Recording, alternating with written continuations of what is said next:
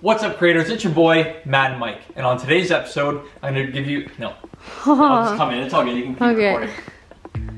What's up, creators? It's your... No. Here we go. You ready? Yeah. Alright. Here we go. This is the one. This is the one, I swear. Okay. What's up, creators? It's your boy, Mad Mike. And on today's episode, I'm going to give you a quick update on the Pontiac Fiero Ferrari Kitcar. As well, we've been working on some merch, so you're going to want to stay tuned and check it out.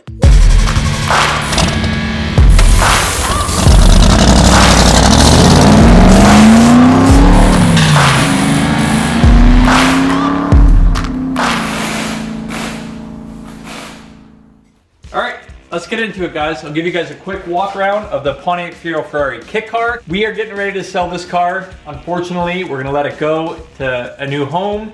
But before then, I gotta do the final touches on the car. We recently painted the engine bay because it was all just nasty looking. The powder coat or the paint on the valve cover was all chipped off. There's a little bit of rust here and there. So let's dive into that and I'll show you the engine bay. So we're gonna add some hood struts to the hood because right now there's nothing holding it up. So I just got a temporary support. So I think what we're gonna do is add some hood struts to it. That way I don't have to have a prop and it can just go right up and hold it on its own weight. But yeah, check out the engine bay. It might be a little hard to see here. Can you see that at all, or is it pretty dark? So before it was all nasty, rusty, and the paint was flaking off on the intake cover. So everything is a fresh satin black, high heat paint. The trunk's all been painted black, so everything is nice and clean on the inside there. The valve covers are also black. I got a new intake for it as well, so that's good. And we got rid of all the vacuum leaks, but the engine bay is looking really, really nice. So I was gonna paint the valve cover, or sorry, the intake plenum red, but everybody does that, and I think it kind of looks a little bit cheaper with the Ferrari plaque that a lot of the kit car guys do. I think it looks a little cheesy. Just wanted to make it all black, make it look clean, simple, and not too cheesy.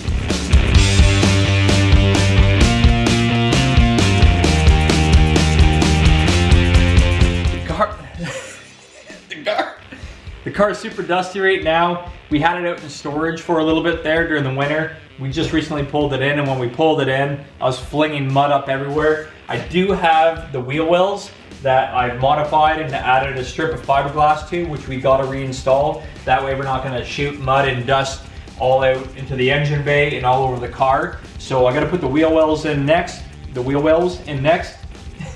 And that'll be a good thing. We also have the radiators that go into the sides of the scoop here that I gotta reinstall. Other than that, we got a lot of little trim to add on around the car. I got the moldings that go all around the window here, and we got some new trim pieces that are gonna go around and finish all this up nice. Exterior wise, I don't think we're gonna do any more emblems or anything. We might add some decals down to the lower scoops. Besides that, on the exterior, we're basically gonna clean it up, add the trim, put the wheel wells in, and then the exterior of the car should all be dialed in. So we'll hop into the interior and I'll show you what I've been doing there. You guys haven't seen a lot of the interior throughout the build, so this will be kind of a first glimpse of what I've done on the inside.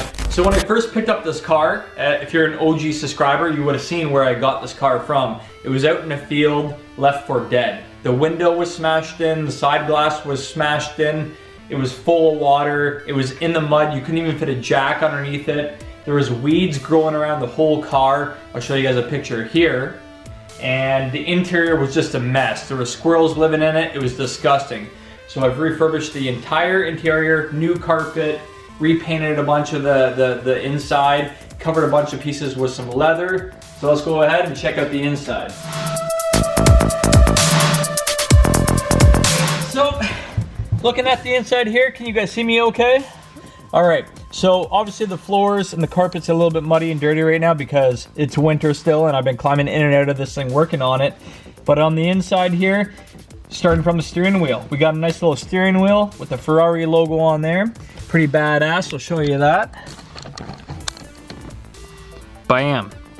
So we got the Ferrari logo on the steering wheel, pretty cool. It's a nice small steering wheel. This car doesn't have power steering, so with a small steering wheel, it's pretty hard to steer when you're at low acceleration. Once you get moving, it's pretty easy to steer, but a bigger wheel would definitely help with that. But I do like the smaller steering wheel because the bigger wheel will hit your legs. So that's that. We also have the gear shift knob installed. This is off of a Dodge SRT4 Neon, which is pretty cool. And yeah, it says that it's a 5-speed, 1, 2, 3, 4, 5, and reverse is over here. Don't believe that, because reverse is up here, and this is only a 4-speed car. So you got first, second, third, fourth, and reverse is way over to the far left. So if you buy this car, don't trust that shift knob because it's not correct. And I'll give the camera back to my beautiful girlfriend.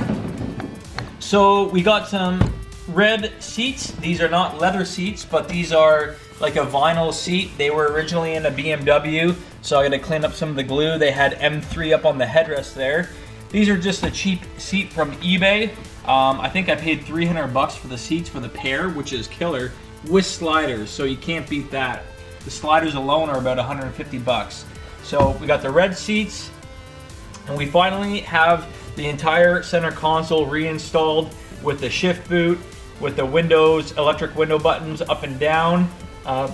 So it's nice to see the car with a whole center console in it again. It really feels kind of like you're actually in a real car.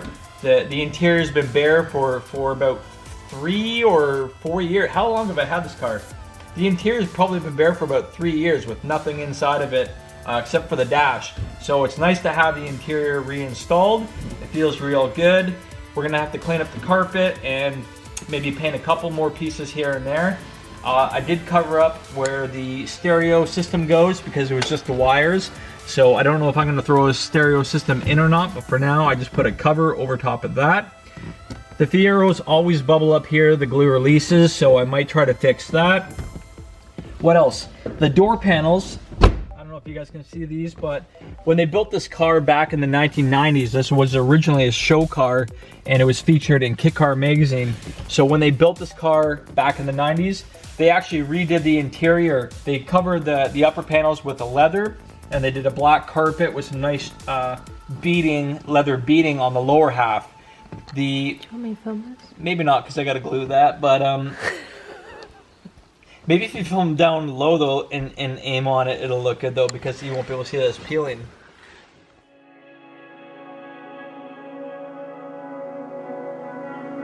And that about sums up the interior, I think, guys. We got the review mirror on, all of our dome lights work and everything, black headliner. So what else can I show you guys?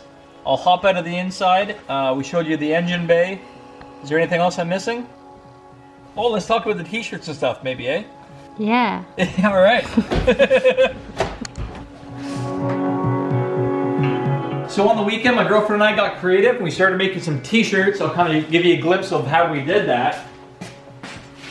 We just went to town and we grabbed some Bristol board and we started cutting out some different logos and shapes.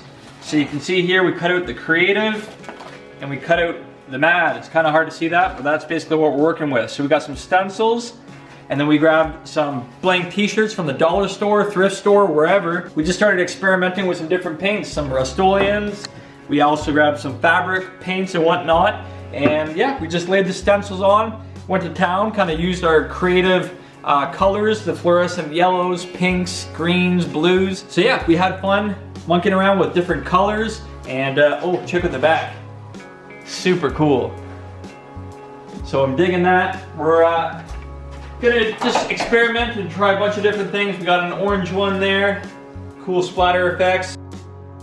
So make sure to leave a comment below if you guys are interested in possibly picking up some merch. I'll start producing it and making it available for you guys. So leave a comment below, let me know if you're interested in copying some of this merch, and we'll start making it.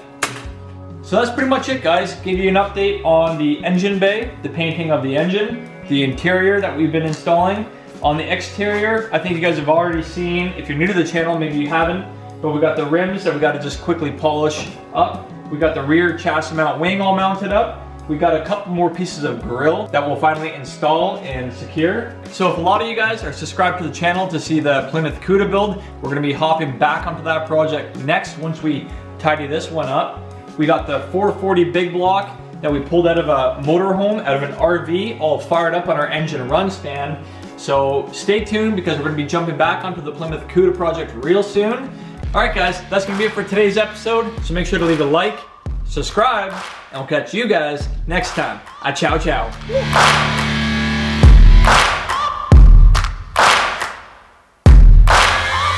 Searching for greatness in a sea of the dying and shameless, a sea of the aimless. I don't wanna be one of the nameless. I'ma wake up with the mindset that one day I'm gonna make it, and I don't